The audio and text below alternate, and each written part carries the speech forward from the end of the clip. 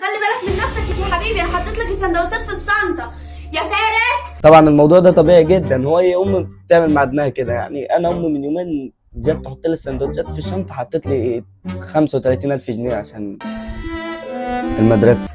وكده ماما بتحط لي فلوس في الشنطة عشان بابا يمشي من البيت، هنشوف مين اللي يمشي من البيت.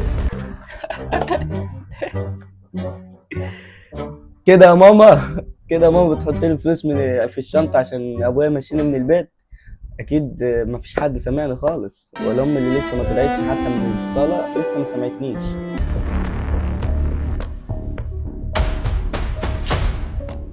يا فارس يا فارس الحق بسرعه يا فارس. ثانية. يا عم ده بقى 6 سنين ما اشتغلتش. في في مصيبه بصراحه، مش عارفه اجيبها لك. مصيبة ايه؟ خير. مش عارفه اجيبها لك ازاي والله. ما تجيبيها. الفلوس بتاعت الشركه بتاعتك اتسرقت. نعم. اه والله. فلوس شركة اللي اتسرقت. الشركه بتاعتك. ازاي يعني اتسرقت؟ ازاي مش فاهم؟ انا خايفه اقول لك بصراحه تكتشف انت زي انت هتهزرني؟ مفيش هزار في الكلام ده. والله ابنك عمر هو اللي خد الفلوس دي.